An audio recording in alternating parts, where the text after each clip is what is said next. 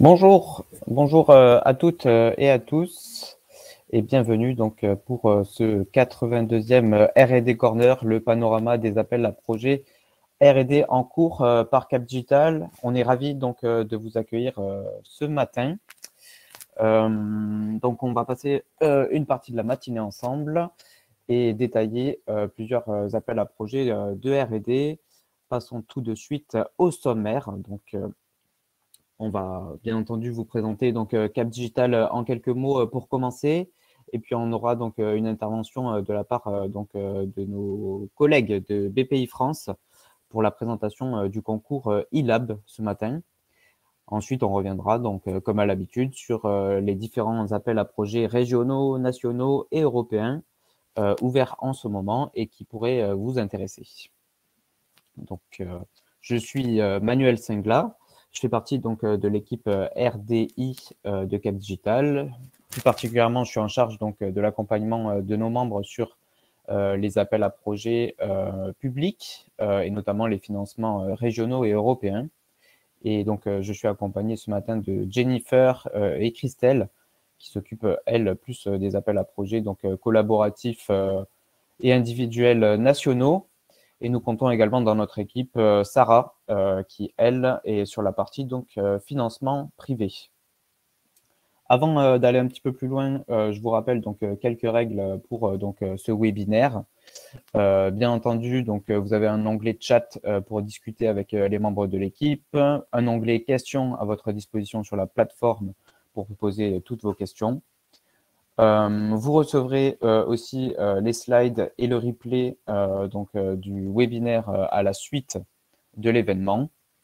Et comme vous voyez sur la droite de cette slide, vous pouvez donc nous contacter avec l'adresse unique projet@capdigital.com ou bien donc manifester votre intérêt pour un accompagnement auprès de notre équipe directement donc avec notre formulaire en ligne. On passe donc à la présentation de Cap Digital. Donc Cap Digital, pôle de compétitivité de la transition numérique et écologique en Île-de-France et dans les Hauts-de-France. Cap Digital existe donc depuis un peu plus d'une quinzaine d'années maintenant. Il regroupe environ 1000 structures adhérentes sur les deux territoires. La plupart sont des startups et des PME, 80% environ. Mais on compte aussi dans notre collectif des grands comptes, des fonds d'investissement, des établissements de recherche et de formation ou encore des collectivités. Notre mission, bien entendu, c'est de faire travailler tout ce petit monde ensemble et de favoriser donc le déploiement, le développement et l'expérimentation de solutions technologiques innovantes. Pour cela, on a une équipe donc de 35, environ une trentaine de collaborateurs à votre disposition et on s'appuie aussi donc sur un réseau de 150 experts avec lesquels on travaille quotidiennement. Quelques chiffres donc clés sur Cap Digital. Vous voyez ici donc trois services qu'on peut proposer à nos adhérents. Le premier donc la R&D avec donc environ 3000 projets accompagnés depuis 2006. 1700 ont été labellisés, 880 ont été financés, 1,4 milliard ont été levés donc par nos entreprises adhérentes depuis cette même date. Et enfin, côté transformation numérique et open innovation, on a accompagné, on a fait donc plus de 100 mises en relation qualifiées et 13 programmes d'open innovation ont été accompagnés par notre équipe.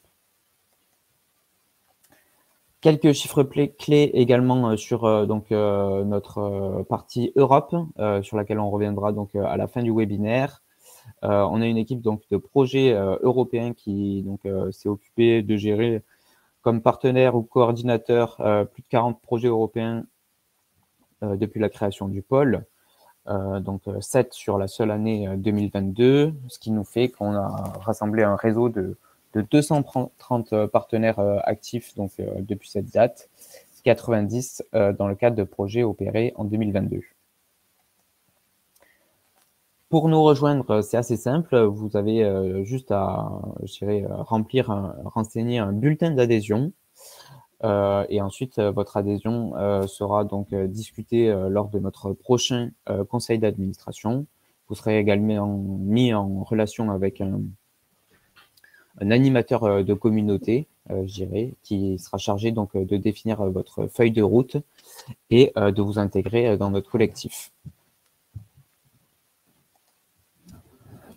Ce matin, pour le coup, on va se concentrer donc sur la R&D. La R&D dans sa recherche, dans sa définition, pardon, du manuel de Frascati, elle englobe donc recherche fondamentale, appliquée et développement expérimental. Ces activités donc de R&D, on a voulu les dissocier ce matin de la règle des minimis, notamment qui donc soutient le développement commercial des entreprises et qui peut aller donc jusqu'à 200 000 € d'aide publique pour une même entreprise sur une période de 3 exercices fiscaux consécutifs.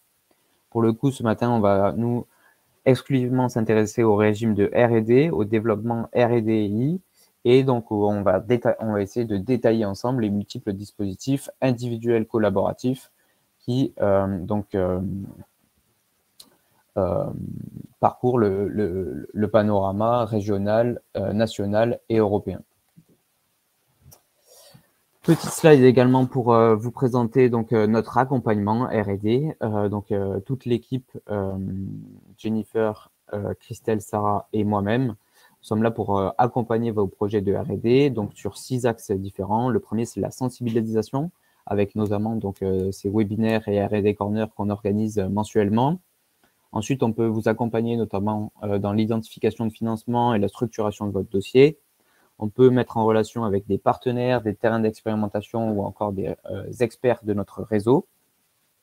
On a un système de labellisation qui est reconnu par les financeurs publics, notamment la région, BPI France, l'ADEME ou encore la Caisse des dépôts, 2 à 3 semaines avant donc, le dépôt auprès d'un financeur de votre dossier de candidature. Vous pouvez donc nous envoyer. Nous, on le fait relire par 2 à 3 experts de notre réseau. Ils remplissent une grille de notation en fonction de laquelle dépend votre labellisation, mais surtout, ils peuvent donc remplir une grille de commentaires, et c'est là la vraie valeur ajoutée, puisque ça va vous permettre d'enrichir votre dossier avant le dépôt officiel auprès du financeur. Et enfin, on intervient sur 2 dernières axes, donc valorisation et visibilité, notamment auprès de l'écosystème français et européen grâce à tout ce qui est médias sociaux, newsletters, événements et réseaux. Le réseau d'experts, je l'ai mentionné brièvement tout à l'heure, donc on s'appuie, comme je vous le disais, quotidiennement sur un réseau d'environ 150 experts qui nous permettent notamment donc d'expertiser et labelliser les projets, mais aussi donc d'anticiper sur certaines tendances et sont aussi impliqués sur nos délégations spéciales pour anticiper des tendances. Voilà. Sans plus attendre, on va passer donc à la présentation de la matinée, la présentation donc du concours ILAB. Et ce matin, nous accueillons Claire Melki de BPI France qui va nous présenter le concours. Claire, bonjour la parole est à toi. Parfait, bonjour à tous. En effet, donc, je vais vous présenter le deuxième volet du concours d'innovation, donc qui est le concours ILAB. Pour la présentation, je ne sais pas comment est-ce que vous souhaitez faire. Est-ce que je vous dis comment passer les slides suivantes?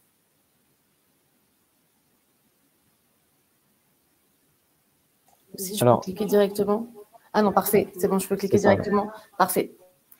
Donc, comme je le disais, en effet, ILAB, c'est le deuxième volet du concours d'innovation.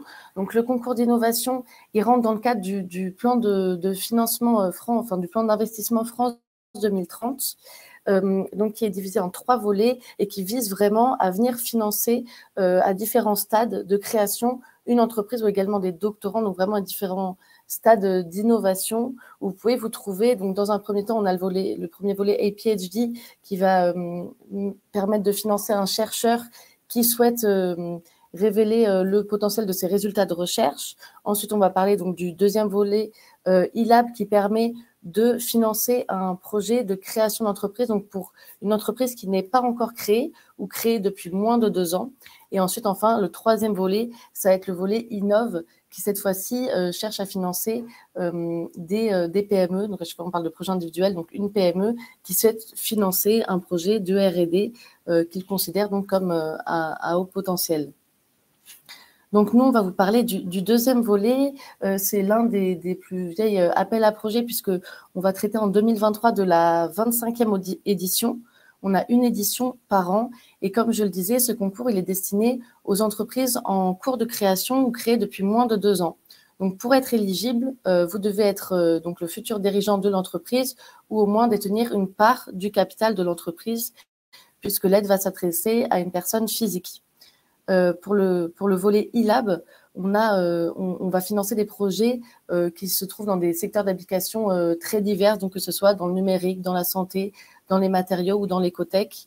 Quel que soit le secteur d'application dans lequel vous vous trouvez, vous allez pouvoir, si jamais vous respectez donc les différents critères d'éligibilité, pouvoir toucher un financement.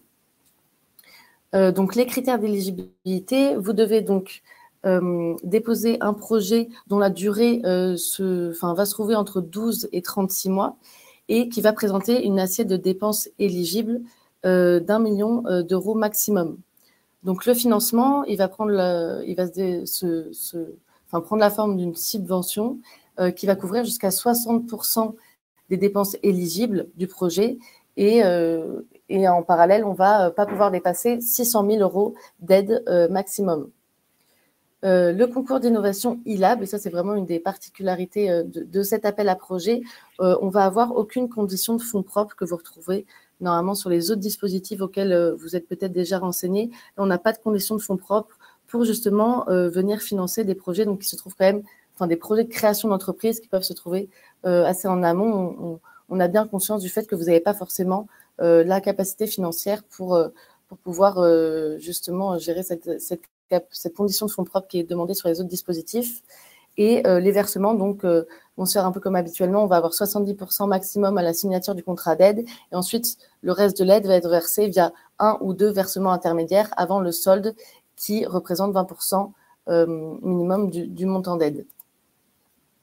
Donc, par rapport aux critères de sélection, on va chercher à venir financer des projets qui vont avoir un caractère innovant, de technologie avec une POC déjà établie. On va chercher à avoir une maîtrise donc, de la propriété intellectuelle de l'innovation. On va chercher à avoir une équipe très solide, donc à prendre en compte les compétences de votre équipe et également l'expertise des personnes qui vont intervenir sur ce projet. On va prendre en compte également, et ça de plus en plus, les impacts environnementaux et sociétaux que votre projet va avoir. On a bien conscience là qu'en fonction des domaines, vous allez forcément pas toujours pouvoir avoir un impact positif, mais ce qui est très important, c'est vraiment de montrer que vous prenez en compte ces impacts-là et que vous essayez peut-être d'équilibrer la balance, je dirais, via d'autres mesures mises en place. Mais voilà, vraiment, c'est très important et je pense que ça va être de plus en plus de montrer que vous avez conscience de ces impacts-là. Donc, le processus de sélection du concours d'innovation, il est assez particulier puisqu'il se fait également en lien avec la région. Donc, le lancement a eu lieu le 24 novembre dernier. Donc, comme je le disais, c'est la 25e édition et vous avez jusqu'au 1er février 2023 pour déposer votre projet. Donc, le dépôt, il se fait sur la plateforme de dépôt, donc l'extranet PIC BPI France. Vous avez vraiment toutes les informations sur la page de l'appel à projet sur le site de BPI France. Donc, il vous suffit de taper concours d'innovation e-lab BPI France et vous trouverez cette page en question avec donc le dossier de candidature, le lien pour aller déposer votre dossier. Je vous invite vraiment à anticiper votre dépôt puisque la plateforme n'est pas forcément très intuitive. Et en plus de ça, compte tenu du volume de dossiers qui sont déposés, vous pouvez forcément avoir des ralentissements si tout le monde dépose le 1er février à 9h du matin. Donc voilà, je vous invite vraiment à anticiper ce dépôt puisque le premier critère, ça sera d'avoir un dépôt, un dossier complet au 1er février à midi. Donc, à la suite de ce dépôt, on va avoir plusieurs étapes de sélection. Dans un premier temps, votre projet va être regardé par les régions donc BPI France en région, en lien avec les DRARI et les DRETS. Donc, ce sont les représentants du ministère de la Recherche et de l'Économie en région. Donc, il va y avoir des petits comités de sélection au niveau régional qui vont être montés pour pour présélectionner les projets. Ensuite, votre projet, s'il est présélectionné, donc, il va être regardé par un instructeur BPI France en lien avec un cabinet de conseil externe. Et donc là, vous allez avoir un premier entretien RH de 30 minutes qui donnera suite à un autre entretien un peu plus long d'1 heure dans laquelle ils vont venir approfondir justement votre projet. Et à la suite de cette expertise, si votre projet donc a passé cette deuxième étape de sélection, il sera présenté au jury national pour une décision finale. Et donc, vous serez informé de la notification d'aide si vous êtes donc lauréat en juillet 2023. Sachant que on compte environ, on peut aller jusqu'à 70 lauréats par an pour, en moyenne, 400 dossiers déposés par an. Donc, vous le voyez à l'écran, les différentes pièces qui sont nécessaires pour monter votre projet. Donc, voilà, comme je le disais, et j'insiste encore sur ce point, mais n'hésitez pas à anticiper ce dépôt et à récupérer toutes les pièces dès que vous le pouvez. Vous avez donc des documents qui sont relatifs au dossier en lui-même, à votre projet, en lui-même, donc avec la présentation du projet, de l'équipe, le marché, la présentation du POC, les impacts environnementaux et sociétaux, comme je le disais tout à l'heure. Vous devez donc faire une rapide vidéo de 90 secondes qui présente le projet. On a souvent beaucoup de questions là-dessus, mais on attend vraiment que vous filmiez de manière dans un cadre assez neutre et juste que dites-vous que vous avez 1 minute 30 pour présenter votre projet et que vous le faites via cette vidéo. On n'attend pas du tout de montage ou quoi que ce soit dans ce sens. Ensuite, des CV. Et ensuite, vous avez tous les documents administratifs qui sont généralement demandés dans ce genre de dispositif, donc avec le CABIS, le RIB, les attestations fiscales, sociales, etc. Donc, vous les voyez tous à l'écran. Et comme je le disais, tous ces documents, dans tous les cas, sont référencés sur la page de l'appel à projet en question, sur le site internet de BPI France. Donc voilà, comme je le disais, quelques chiffres, c'est vraiment l'un des plus vieux dispositifs puisqu'il a été créé en 1999, donc qu'on attaque la 25e édition, qu'on compte plus de 3707 lauréats, avec donc 526 millions d'euros déjà mobilisés sous forme donc de subventions. Et vous voyez également à l'écran les chiffres de la 24e édition, donc, qui a eu lieu en 2022. Voilà, un grand merci en tout cas pour votre écoute. Je vous propose qu'on passe peut-être un peu de temps à répondre à vos questions. Je pense que c'est peut-être le plus important, donc n'hésitez pas si vous avez la moindre question. Merci beaucoup Claire. Et merci à tous. Juste, je rappelle, posez bien vos questions dans l'onglet questions, parce qu'ils risquent de disparaître dans le chat. Donc voilà. Donc on a une première question de Nora dans le chat. Donc, dans quel domaine peut-on être dans l'innovation dans le domaine artistique? Et du coup, oui, tout à fait. Si jamais vous respectez les autres critères d'éligibilité que j'ai pu citer avant, donc sur entreprise créée depuis moins de 2 ans, sur le montant, sur une assiette de dépenses éligible qui est inférieure à 1 million, etc., il n'y a vraiment pas de secteurs qui sont prédéfinis pour ILAB. On va juste vraiment attendre, si vous présentez donc un projet d'innovation qui correspond aux autres critères, vous avez vraiment cette possibilité-là.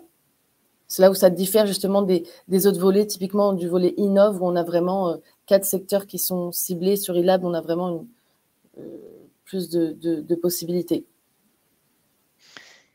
Alors, une question de Perrine. Peut-on cumuler ILAB avec d'autres aides de BPI France? Ça ne va pas être possible sur la même assiette de dépenses, puisque vous avez une réglementation qui est qu'on doit respecter le fait que vous ne pouvez pas avoir la concomitance des aides. Donc, ça dépend si jamais vous présentez exactement la même assiette de dépenses. Là, dans ce cas-là, vous ne pouvez pas mobiliser 2 aides publiques de manière générale, que ce soit BPI France ou ADEME ou autre. Mais si jamais vous présentez 2 projets différents ou 2 assiettes de dépenses distinctes, dans ce cas-là, vous pouvez. C'est vraiment la règle de... Oui, je t'en prie. Et dans ce cas-là, c'est cumulable, oui, tout à fait. Et c'est cumulable également avec le prêt? Et avec c'est des cumulable prêts avec le prêt, oui. Avec le prêt, c'est cumulable, mais pareil, pas sur la même assiette de dépenses. Très bien. C'est vraiment la règle de concomitance des aides. Très bien. Une question de Claire. Bonjour, vous avez été nominé au ILAB l'an dernier. Cette année, la société aura 2 ans et 6 mois. Alors, nous avons été, oui.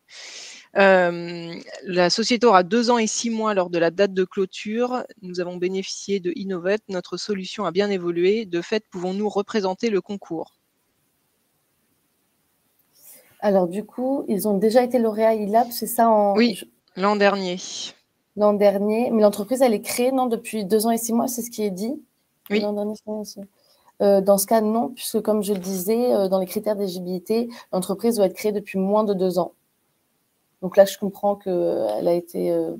et c'est la date de dépôt. Donc malheureusement... je pense que typiquement, peut-être pour ce projet-là, j'ai l'impression que vous avez plutôt un profil qui correspond au concours, enfin au 3e volet du coup à Innov. Et où on a d'ailleurs, et c'est vraiment l'objectif de ce continuum de financement dont je parlais au tout début de la présentation, on a souvent, et c'est vraiment ce qui est recherché justement, d'anciens lauréats ILAB qui viennent déposer à Innov. Donc je pense peut-être, n'hésitez pas à regarder si vous rentrez, comme je le disais, il n'y a que 4 thématiques sur Innov, mais si vous rentrez dans l'une de ces 4 thématiques, je pense que ça peut être plutôt le dispositif qui correspondrait à votre profil. Voilà. Et pour rappel, le Innov, donc la dernière vague est close, mais devrait revenir en début d'année. Oui, tout à fait. On aura le lancement 2023. de la vague 11, exactement, en janvier. Alors, une question qui revient souvent de Stéphane. Bonjour, l'entreprise doit-elle être déjà créée au moment du dépôt? Non, pas nécessairement. Si vous n'êtes pas encore créé, en fait, vous avez... imaginons que vous déposez donc en 2023 et que vous êtes lauréat en 2023. L'entreprise doit être créée avant le 31 décembre 2024. Donc, la fin de l'année suivant l'année où vous êtes lauréat. En fait, vous devez nécessairement avoir créé pour contractualiser. Cette contractualisation doit se faire avant le 31 décembre de l'année N+1 à laquelle vous êtes lauréat. Merci. Une question d'Olivier. Est-il possible de répondre à plusieurs entreprises, le leader étant une entreprise très récente, mais les autres existent depuis plus longtemps? Alors, je ne suis pas sûre de répondre à plusieurs entreprises. Je ne suis pas sûre d'avoir compris la... Je pense peut-être savoir si c'est bien un projet monopartenaire. Pardon, oui, tout à fait. C'est en effet uniquement des projets monopartenaires. Sur les trois volets d'ailleurs du concours d'innovation, à chaque fois, c'est monopartenaire ou même... en fait, là, vraiment, l'aide va être attribuée en plus à une personne physique dans le cas d'ILAB. Donc, on n'a pas du tout, c'est pas du tout dans le cadre de projets collaboratifs avec la possibilité d'un consortium. Une question de Rémi. La jeune société candidate peut-elle avoir à son capital une société plus ancienne et à quelle hauteur? À quelle hauteur? Alors, c'est une très bonne question. Pour être honnête, ça, je ne sais pas exactement. Je dirais que non, mais... Sinon, Rémi, n'hésitez pas à nous envoyer un mail. Exactement. Et d'ailleurs, là, vous pouvez écrire à cette adresse mail générique. Je veux bien que vous m'envoyiez cette question parce que, pour être très honnête, je ne saurais pas et je préfère boucler pour vous répondre, enfin, reboucler en interne. Donc, vous pouvez m'envoyer cette question par mail et j'y répondrai. C'est une très bonne question, du coup.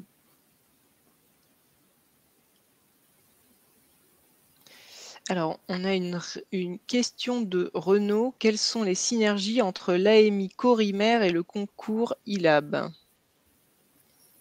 Quelles sont les alors, c'est 2 dispositifs quand même qui sont assez différents. Je vous avoue que je ne m'occupe pas de l'AMI Corimer, mais si je ne me trompe pas, c'est un dispositif qui vise à financer typiquement des projets collaboratifs, donc portés par un consortium.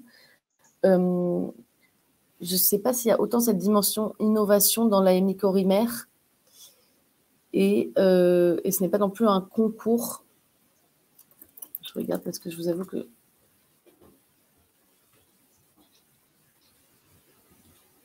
que je ne suis pas sur ce dispositif, mais pour moi, c'est deux dispositifs quand même assez différents.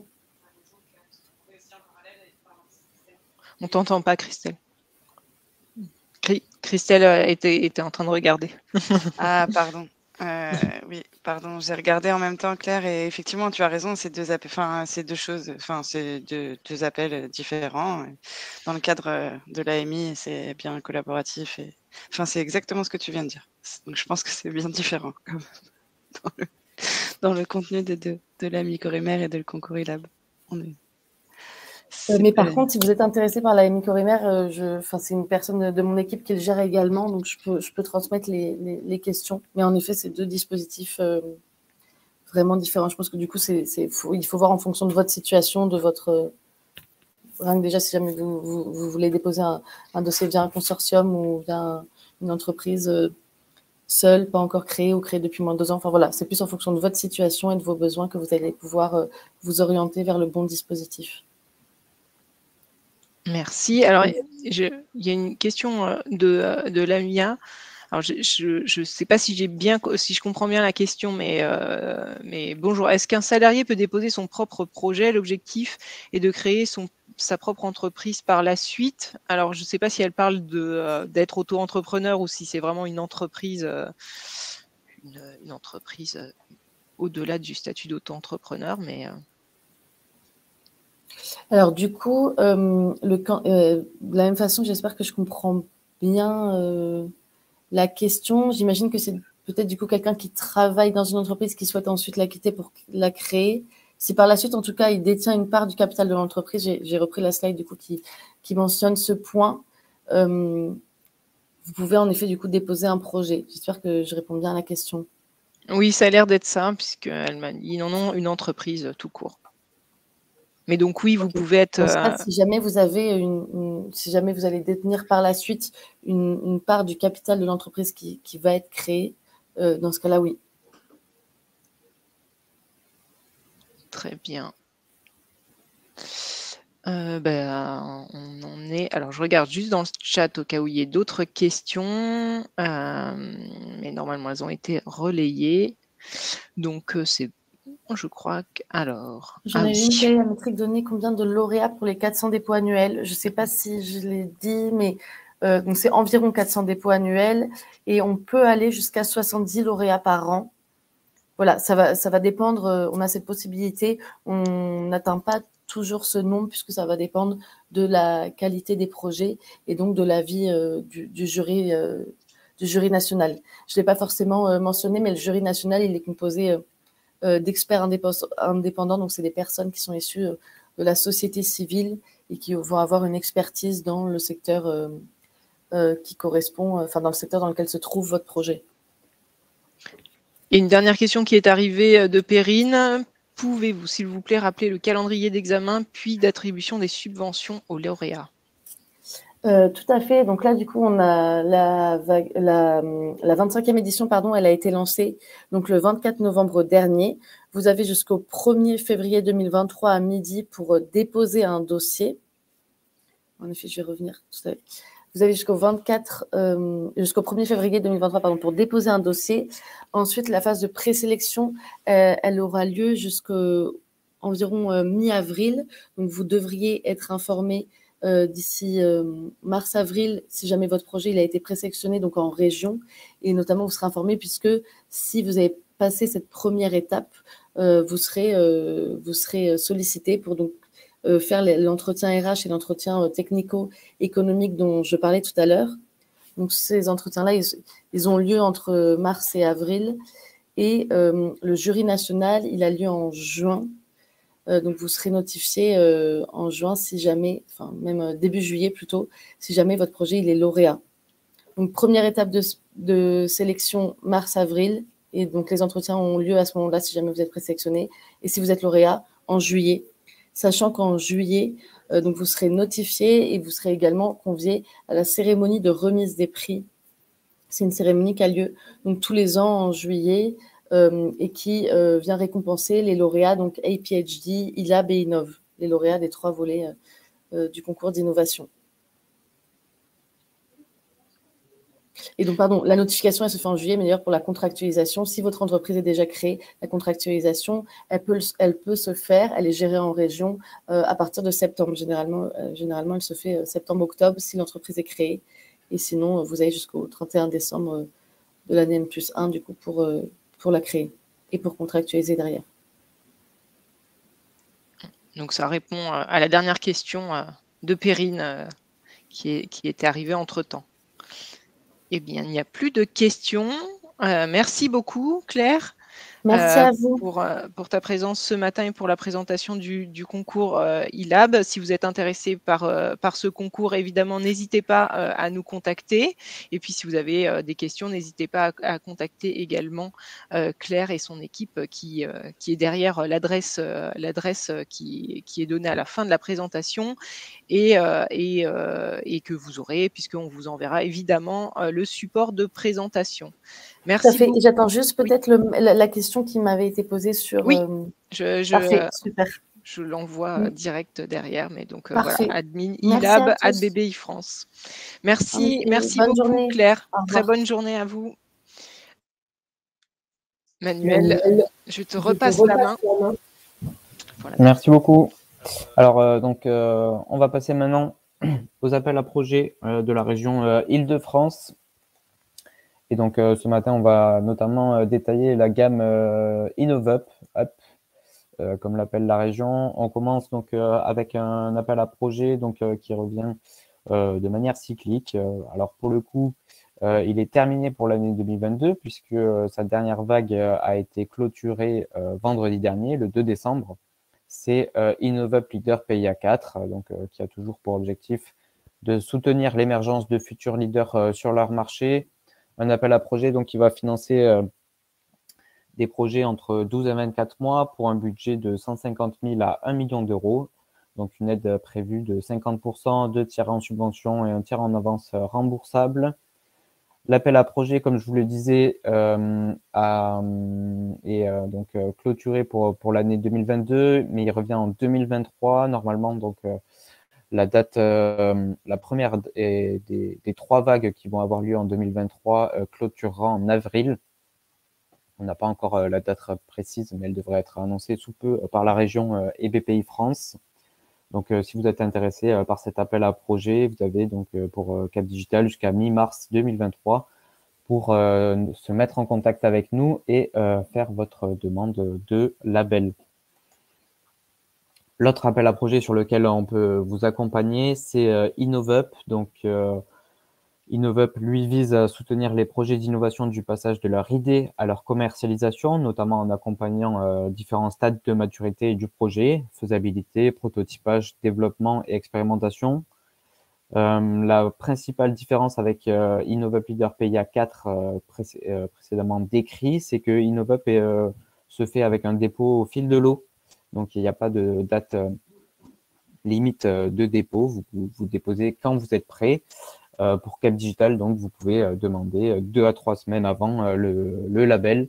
Et nous expertiserons votre dossier et nous ferons vos retours, les retours de nos experts.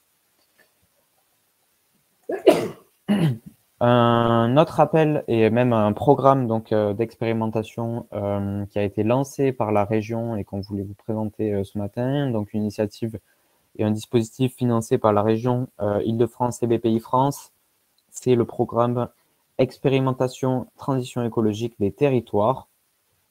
Donc, c'est un programme qui va soutenir et financer l'expérimentation en conditions réelles de tout type de solutions et technologies innovantes à même de répondre aux grands défis écologiques de notre temps et auxquels font face les villes et collectivités de la région. C'est un programme qui vise 6 domaines clés: éco-construction, déchets et ressources, énergie et biodiversité, nature et biodiversité, adaptation et résilience, mobilité et logistique.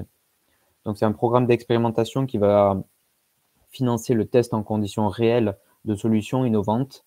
Vous avez entre 6 et 18 mois pour faire votre projet d'expérimentation et la subvention peut aller jusqu'à 100 000 euros et 500 autres 1000 euros en avance remboursable ou prêt d'innovation.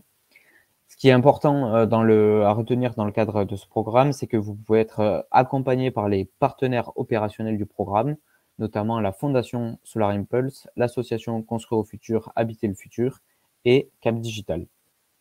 Ces 3 partenaires pourront vous accompagner si vous êtes une collectivité ou que vous portez un terrain d'expérimentation à définir votre besoin dans un cadre structuré et adapté, à identifier des technologies innovantes qui pourraient répondre à ce besoin et à vous accompagner donc pour le suivi de l'expérimentation.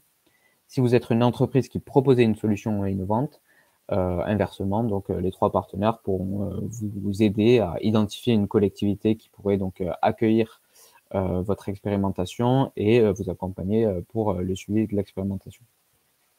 Donc n'hésitez pas, on a mis en place notamment un site web, un one-pager qui résume donc toutes les informations à propos de ce programme d'expérimentation. N'hésitez pas à le consulter et à remplir donc les formulaires de manifestation d'intérêt prévus donc à cet effet pour les collectivités et les entreprises innovantes.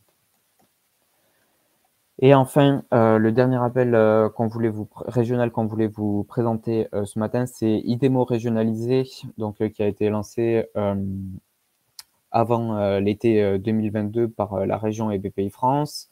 Donc lui, il vise à soutenir des projets collaboratifs de recherche et développement. C'est un appel à projet donc, qui va financer des activités entre 24 et 60 mois pour des budgets entre 1 et 4 millions d'euros. Et en plus donc des TPE, PME, ETI et grands groupes, les laboratoires de recherche sont éligibles donc, dans le cadre de cet appel. Ce qui est important à savoir pour cet appel, c'est donc outre les domaines et technologies clés que vous retrouverez sur cette slide et qui sont visés par l'appel à projet, notamment donc intelligence artificielle, solutions pour la décarbonation des mobilités, réduction de l'impact environnemental du numérique ou encore ville durable et industrie créative et culturelle qui pourraient donc intéresser les adhérents de Cap Digital. Ce qu'il faut savoir, c'est que il y a un bonus donc de 5% du taux d'aide qui est prévu pour tous les projets labellisés par un pôle de compétitivité. Donc c'est très incitatif. Donc, je vous invite à nous contacter si vous avez un projet collaboratif qui pourrait être financé par cet appel. Dans le cadre de cet appel IDEMO régionalisé, nous organisons également le 9 février prochain, en collaboration avec les autres pôles de compétitivité de la région Île-de-France, un événement donc de présentation de l'appel et de matchmaking pour essayer donc de créer des synergies entre les différents acteurs de la région qui pourraient être intéressés par cet appel. Dernière précision, peut-être au niveau donc des dates de candidature. Il y a 2 vagues par an qui sont prévues pour cet appel jusqu'en décembre 2025. Et donc la prochaine relève se fera le 26 avril 2023. Jennifer, peut-être ? Non, c'était pour des questions. J'étais bon. C'est bon. Il y en a, c'est le dernier. Du coup, c'est ouvert aux questions. Une première question de Daniel qui demande « Bonjour, pour InnovUp, quel est le taux d'aide maximal ?» Le taux d'aide maximal pour InnovUp est de 45% pour les TPE et PME. Après, on passe donc à des taux d'aide un peu plus réduits pour les moyennes entreprises et encore plus pour les ETI. Une autre question. Bonjour. Bonjour, la présentation restera accessible pour une consultation ultérieure. Oui, tout à fait. Nous vous enverrons les slides ainsi que le replay de l'événement juste après la fin de cet événement. Une question de Pascal concernant la API InnovUp. Sommes-nous éligibles si notre siège social est en Bourgogne et que nous disposons d'un établissement stable en Île-de-France ?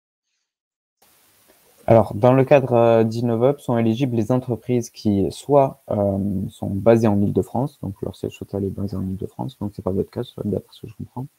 Mais il faut que, donc, si votre siège social n'est pas basé en Île-de-France, que vous ayez un établissement en Île-de-France qui opère donc la majeure partie des activités de recherche et de développement qui seront financées dans le cadre donc, du projet déposé à l'appel InnovUp.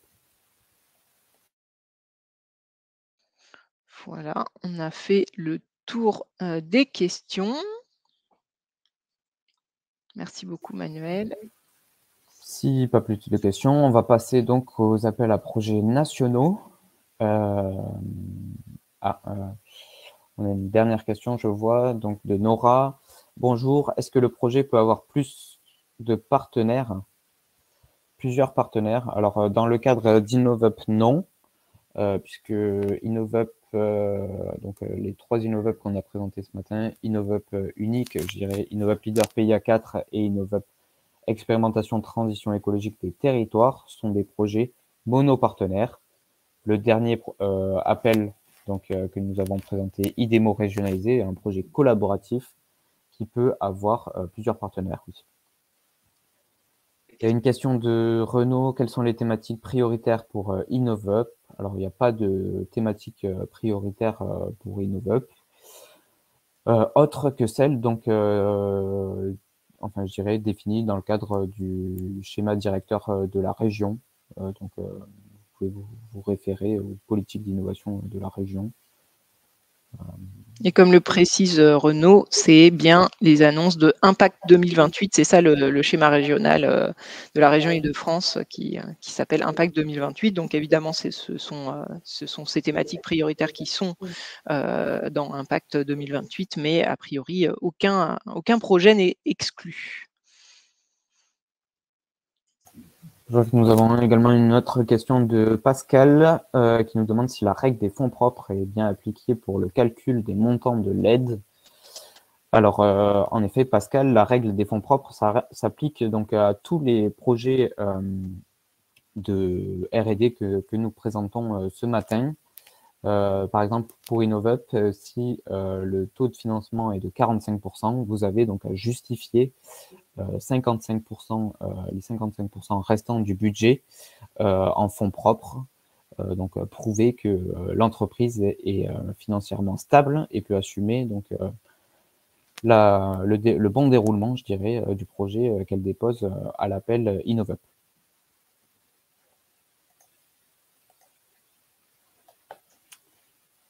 Parfait, donc on va continuer avec les appels à projets nationaux et notamment IDEMO 2. Merci Manuel. Alors je rappelle pour les appels à projets nationaux qui déclinent du plan France 2030. Donc il y a 2 volets dans France 2030, le PIA 4 qui est passé sous France 2030. Donc maintenant on ne parle plus que de France 2030. Qui a une autre ambition que les autres PIA, mais qui reste à peu près la même volonté, la même ambition. Donc 2 volets. Un premier volet qu'on appelle l'innovation structurelle. Donc ça, c'est les appels à projets structurants qui ne portent pas une thématique en particulier et qui ont plusieurs vagues de relève et qui continuent dans le temps.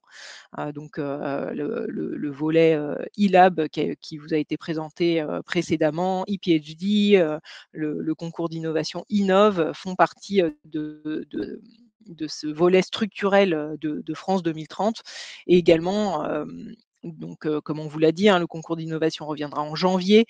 Le e-lab vient d'ouvrir, ePhD aussi est ouvert et également ouvert sur ce volet structurel l'appel IDEMO 2. Donc, c'est la version nationale de l'IDEMO régionalisé que vous a présenté Manuel juste avant.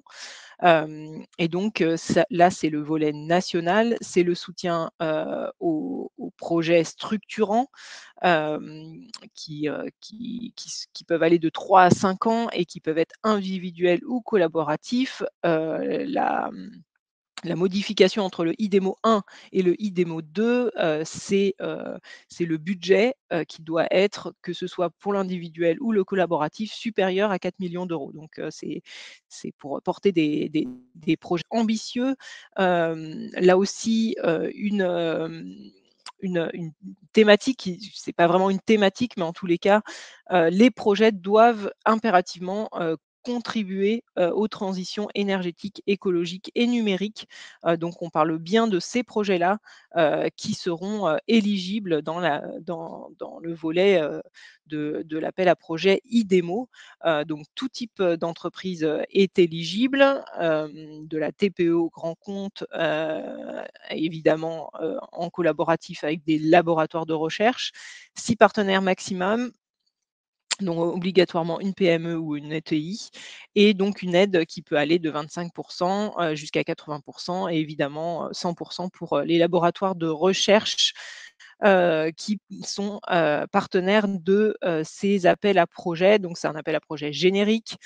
Les retombées économiques doivent être directes ou indirectes au bénéfice des filières. Donc, ce sont aussi des projets qui doivent être structurants pour les filières qu'elles adressent. Donc, l'appel à projet est ouvert jusqu'en juin 2023. La prochaine relève est le 3 janvier. N'hésitez pas évidemment à nous contacter si vous avez un projet de ce type et que vous souhaitez le soutenir. 2 phases pour la sélection, une première phase à l'oral, et nous vous coachons sur cette phase orale, et puis si vous êtes retenu en présélection à l'oral, vous aurez ensuite une phase écrite où évidemment, votre dossier sera instruit et puis de notre côté expertisé et labellisé. Donc vraiment nous contacter en amont de votre pré-dépôt sous forme de slide si vous êtes intéressé par cet appel à projet. Donc voilà pour les appels à projet de l'innovation structurelle. Oui, il y a une question. La règle des fonds propres, est-ce bien cela? La loi oblige les sociétés à détenir un montant minimal de capitaux propres au moins égal à la moitié du capital social. Alors, la loi des fonds propres, c'est la loi du 1 pour 1, c'est-à-dire que pour 1 euro d'aide qu'on vous donnera, il faut que vous montriez que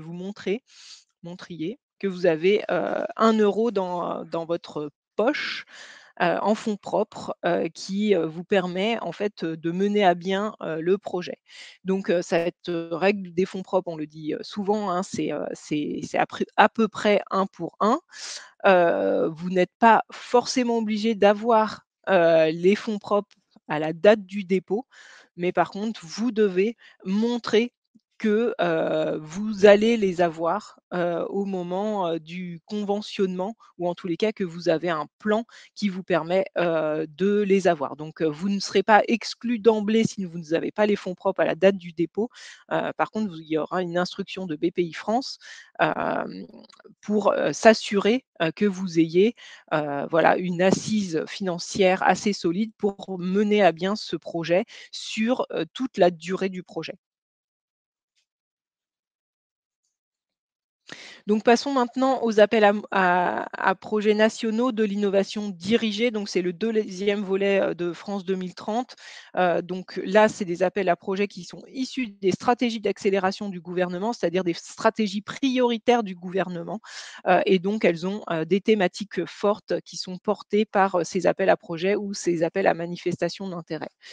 Et notamment un nouvel appel à manifestation d'intérêt qui est sorti récemment, qui s'appelle l'AMI, appel à manifestation d'intérêt, équipement pour la 3e révolution agricole, donc avec deux volets sur cette stratégie d'accélération. Donc, comme je vous le disais, un premier appel à manifestation d'intérêt qui est opéré par BPI France, qui a pour objectif d'identifier les matériels, solutions et équipements les plus innovantes permettant de répondre aux enjeux de l'agriculture de demain, et un deuxième guichet qui sera opéré à la suite par France Agrimaire et qui aura pour vocation de soutenir les agriculteurs pour l'acquisition des matériels innovants sélectionnés dans le premier cadre de cette AMI.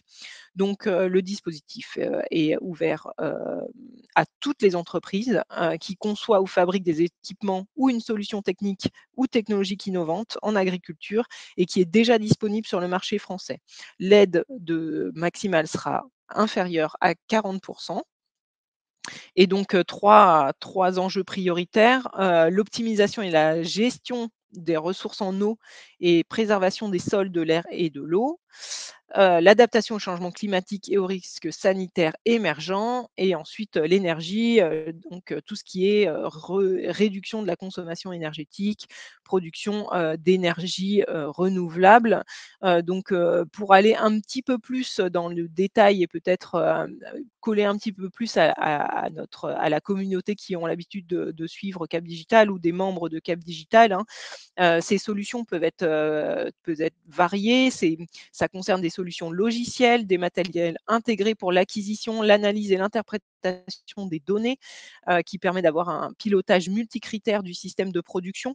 Ça peut aller aussi, aux capteurs et des outils d'aide à la décision, ciblés sur le conseil en agroécologie. Donc voilà, tous les matériels et les équipements aussi haut débit, des centres de ressources biologiques à l'exclusion des matériels destinés à la recherche. Donc voilà, c'est assez large. On a quand même un gros volet, sur, l'IoT, et la donnée, et et la gestion, intelligente des données. Donc voilà, si jamais vous avez une solution, même agnostique, mais qui pourrait avoir un impact sur cette filière et servir du coup ce marché. N'hésitez pas à nous contacter pour qu'on puisse vous aider sur cette AMI. Donc la première relève est fixée au 5 janvier 2023. Donc voilà, n'hésitez pas à nous contacter dès à présent. Et il y a encore 2 autres relèves par la suite. L'autre appel à projet, qui est, l'espace mutualisé des données. Donc, là, c'est un appel à projet, qui est ouvert, qui a pour but d'être plutôt collaboratif, mais porté par une entreprise, ou une société qui serait créée, et qui serait une société de projet. Donc là, c'est vraiment pour financer des espaces de données, pour permettre la mutualisation de données entre, les grands nombres d'acteurs, pour la structuration, de filières et pour le partage des données.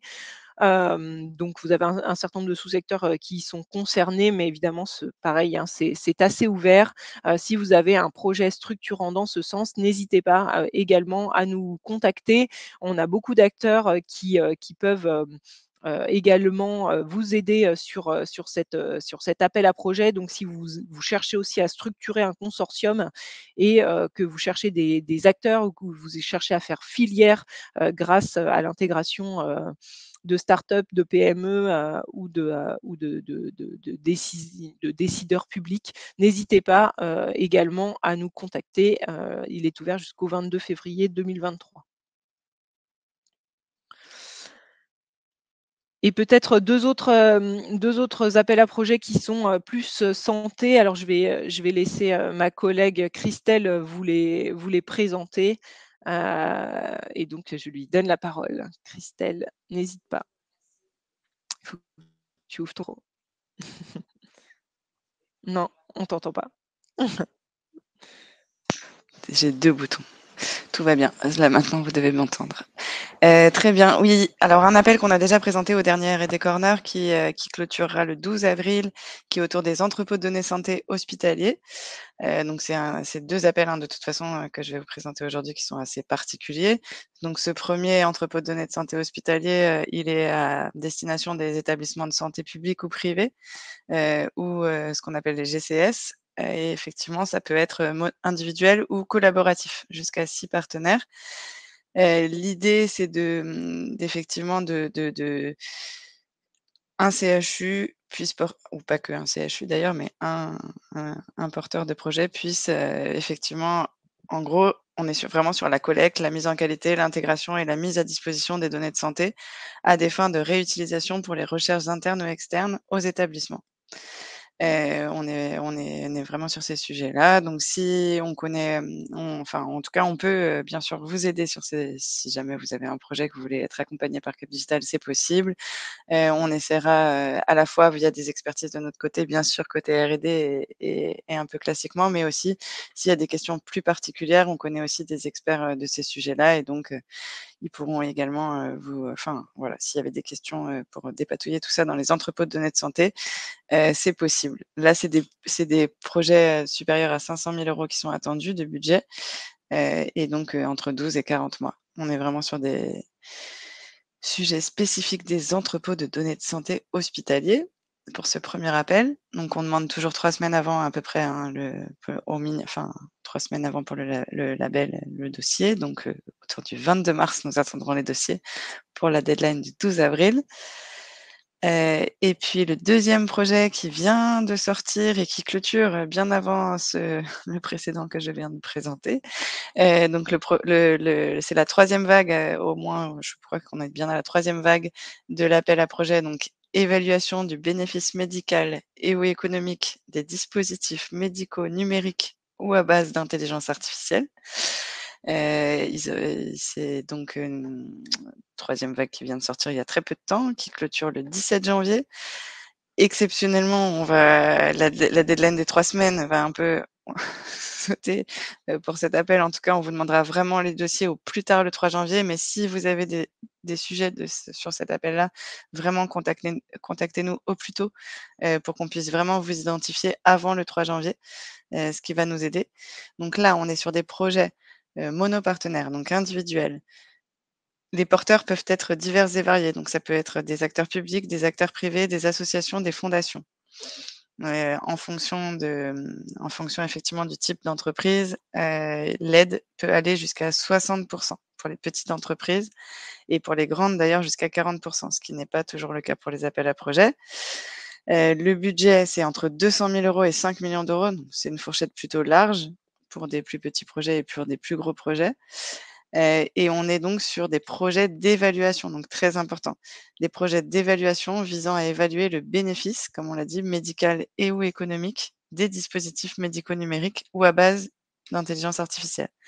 Donc ça peut concerner des technologies qui ne sont pas encore sur le marché. C'est ce qu'ils expliquent bien. Donc dans ce cas, le porteur du projet devra démontrer que ce développement technologique a été réalisé suivant un système de management de la qualité. Bref, il faudra justifier tout ça ou qui est déjà sur le marché et qui aurait déjà obtenu un marquage CE. C'est possible aussi, dans les 2 cas, c'est possible de pouvoir déposer un projet. Donc, on est vraiment sur des appels à projets, donc individuels, structure unique. Voilà, 17 janvier. Donc, de notre côté, ce sera vraiment tout début janvier qu'on attendra les dossiers. On en a déjà accompagné sur les vagues précédentes. Donc, si c'est des sujets qui vous intéressent, n'hésitez pas à nous contacter au plus vite. Voilà. Merci Jennifer. Je ne pense pas qu'il y ait de questions. Non, il n'y a pas de questions. En tous les cas, pas de questions dans l'onglet questions et je ne crois pas non plus dans l'onglet chat. Parfait. Sur ces 2 appels. Donc, s'il n'y a pas de questions, on va passer aux appels à projets européens. Et donc, je te repasse la parole, Manuel. Merci beaucoup. Alors, on va entamer la dernière partie de ce webinaire et de cette matinée avec un rapide tour des appels à projets européens, qui pourraient vous intéresser. Donc, ce matin, on va toujours parler d'Horizon Europe, le programme cadre de recherche et développement de la Commission européenne.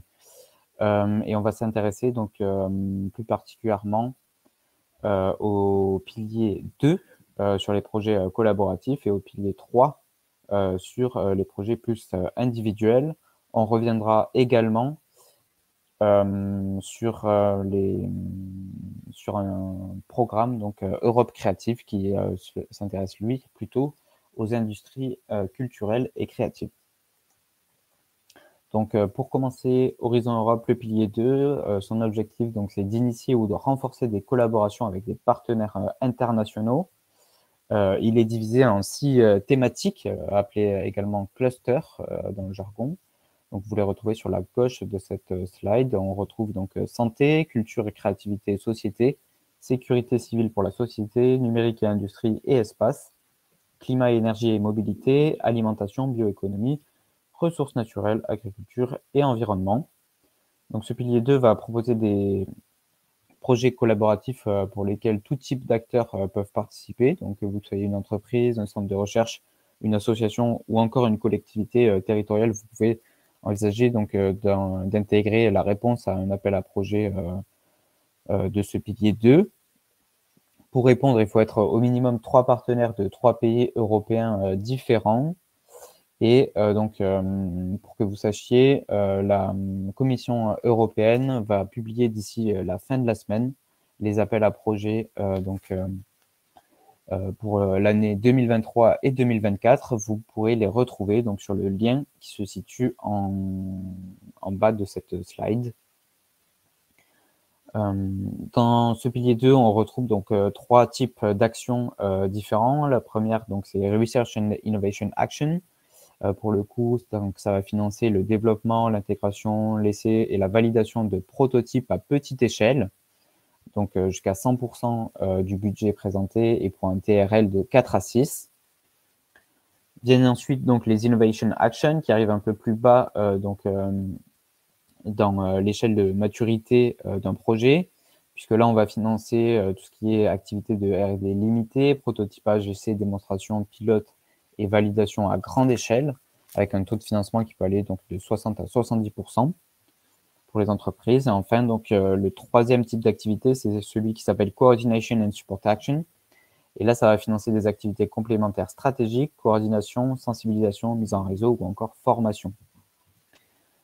Si vous êtes intéressé par les projets européens collaboratifs, Cap Digital peut vous accompagner, peut faire un diagnostic de votre projet, peut vous aider donc dans la recherche de partenaires et enfin peut faire relire votre dossier à un ou plusieurs experts de notre réseau. Donc n'hésitez pas à nous contacter, toujours avec la même adresse, projet@capdigital.com ou remplir notre formulaire de manifestation d'intérêt. Comme je vous le disais tout à l'heure, on va discuter un petit peu ce matin du programme Europe Créative, donc un programme à destination des entreprises, donc des industries culturelles et créatives notamment. Donc c'est le programme de l'Union européenne dédié au secteur culturel, créatif et audiovisuel. Les appels médias 2023 donc, sont ouverts pour cette première partie d'année 2023, donc à peu près jusqu'à avril-mai pour certains de ces appels. L'objectif donc de ces appels, c'est d'encourager la diversité culturelle européenne, renforcer la compétitivité des secteurs culturels, créatifs et audiovisuels et soutenir l'innovation, mais aussi la coopération entre structures européennes sous de nombreuses formes. Et donc, le volet média va promouvoir l'innovation, la compétitivité et l'évolutivité du secteur audiovisuel européen en ayant pour priorité de soutenir les œuvres audiovisuelles européennes. Il y a un appel, donc il y a 4-5 appels qui sont ouverts pour ce volet média d'ici mai 2023. Il y a un appel qui est un peu plus, qui nous semblait correspondre un petit peu plus peut-être à nos membres, à nos adhérents, c'est celui qui s'appelle Innovative Tools and Business Models. Donc, c'est un appel qui va soutenir le développement et la diffusion d'outils, de modèles commerciaux innovants pour accroître la disponibilité, la visibilité et l'audience des œuvres européennes à l'ère du numérique. Il va subventionner, donc avec un budget autour de 800 000 €, des projets qui peuvent aller jusqu'à 36 mois, 70% des dépenses éligibles, et vous pouvez donc si vous êtes une société européenne, répondre de manière individuelle ou en consortium. Et les activités couvertes donc, par cet appel à projet vont être le sous-titrage, l'accessibilité, la découvrabilité et la recommandation, l'efficacité et la transparence des marchés audiovisuels, la synergie entre les plateformes de distribution ou encore les nouveaux modes rendus possibles ou améliorés par les nouvelles technologies.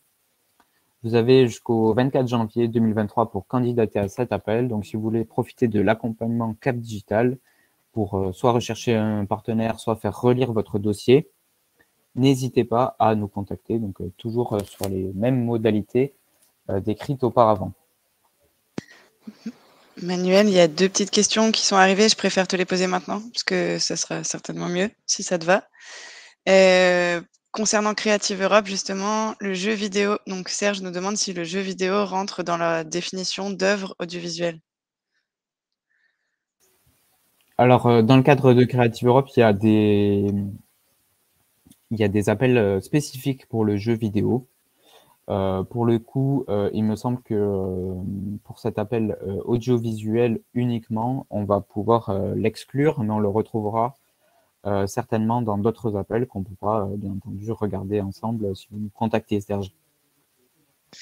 Merci. Et une question plus générique, je pense, enfin sur les premiers appels, je pense Horizon Europe et Axe 1, Oui. Axe 2, les projets sont-ils inéligibles si un partenaire n'est pas européen? Non, le projet n'est pas inéligible, mais par contre, le partenaire ne sera pas financé donc, par le programme s'il ne fait pas partie donc, d'un pays éligible à Horizon Europe. Donc, les pays éligibles à Horizon Europe, ce sont bien entendu les États membres de l'Union européenne et ce qu'on appelle les pays associés donc, au programme. Donc, si le partenaire ne fait pas partie des États membres de l'Union européenne ni des pays associés, alors il ne sera pas financé par Horizon Europe, mais il peut être financé par exemple, une organisation donc, qui financerait l'innovation dans son pays. Je pense par exemple à la Corée du Sud, ou encore le Canada, qui a des accords donc cadres et qui peut financer ses partenaires donc, dans le cadre d'appels déposés auprès d'Horizon Europe.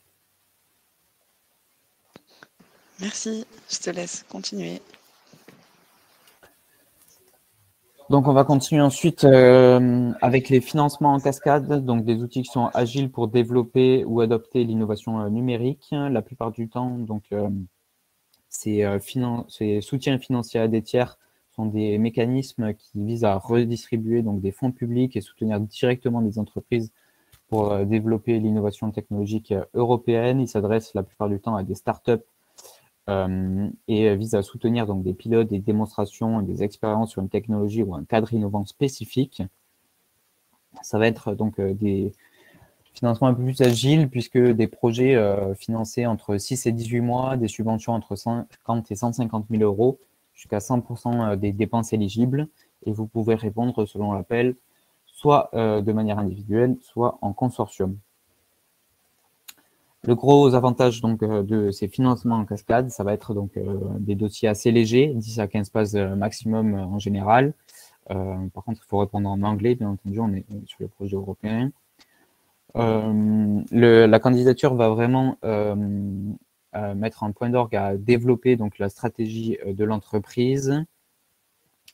Les taux de réussite sont un peu plus compétitifs que sur les appels à projets collaboratifs présentés juste auparavant. Et donc, ces financements en cascade sont souvent une bonne manière de s'acculturer, donc une première fois au projet européen.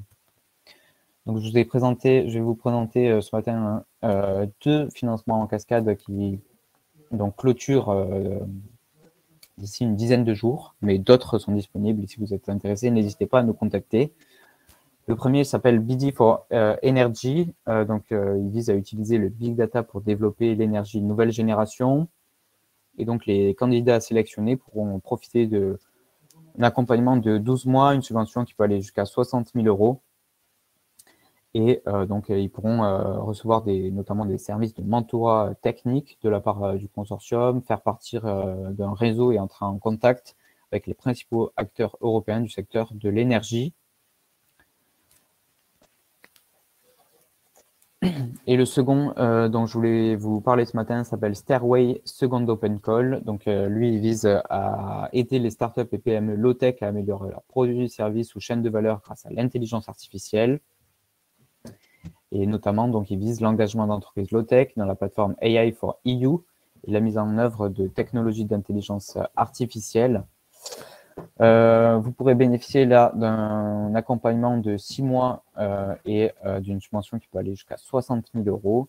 Vous retrouverez donc sur cette slide les différents challenges que vous pouvez présenter auprès du consortium. Enfin, nous avons donc toujours une initiative européenne pour dessiner l'Internet de demain, donc Cap Digital est partenaire. Elle s'appelle Next Generation Internet et donc vous avez ces deux appels qui reviennent mensuellement, NGN Zero et NGI Assure, pour accompagner donc les entrepreneurs soit sur donc la création d'un Internet ouvert et digne de confiance, soit sur donc le renforcement de l'écosystème européen de la blockchain.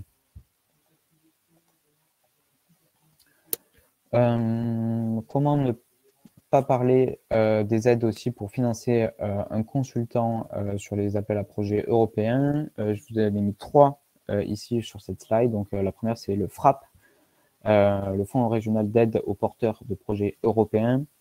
Elle s'adresse uniquement donc aux porteurs qui pourraient avoir leur entreprise basée dans les Hauts-de-France, puisqu'elle est portée par le Conseil régional des Hauts-de-France, et subventionne jusqu'à 100% des jours de consulting si vous êtes coordinateur ou leader d'un work package dans le cadre d'une réponse à un appel à projet collaboratif.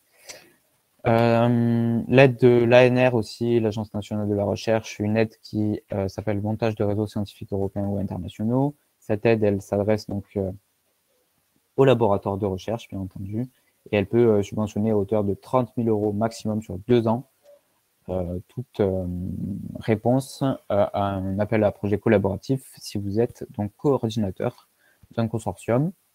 Et enfin, BPI France, avec son Diagnostic Europe et Diagnostic Partenariat Technologique International, accompagne également les entreprises et peut prendre en charge jusqu'à 50% de la prestation de conseil dans le cadre d'une réponse toujours à un appel à projet européen.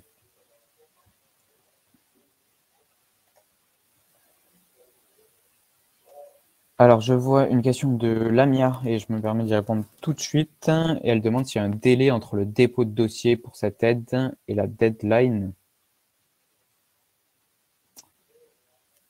Alors, je ne sais pas de quelle aide vous parlez, Lamia, mais il y a certainement, comme sur tous les appels, un délai pardon, entre le dépôt de dossier et la validation donc, de l'aide. Si vous pouvez être peut-être un peu plus précise dans votre question, je me ferai les aides pour financer un consultant. Alors, les aides pour financer un consultant, alors oui, il y a un délai pour sûr, et il est de quelques semaines normalement, puisque les dossiers sont instruits assez vite, du moins par la région Île-de-France, l'ANR et BPI France. Enfin, si vous êtes intéressé par les projets européens, je vous ai également mis ici donc, quelques webinaires et événements donc, de networking auxquels vous pourrez participer pour le mois de décembre. Donc, les 2 premiers s'intéressent au cluster 4 numérique. Donc, c'est des journées d'information sur les nouveaux appels qui vont sortir pour les années 2023-2024. Et le 3e événement, donc le 15 et 16 décembre, une journée d'information européenne sur le cluster 5, climat, énergie et mobilité. Nous arrivons donc à la fin de cette R&D Corner, ce 82e du nom. Et donc, nous allons le conclure avec les événements à venir dont Cap Digital est partenaire. Donc, je pense notamment à la semaine de l'IoT, l'IoT Week, qui est donc organisée par CITC en ce moment même et jusqu'à la fin de la semaine. Donc, Cap Digital est partenaire et que vous pourrez retrouver donc sur notre site de présentation des événements. Je vous remercie à toutes et tous de nous avoir donc suivis ce matin.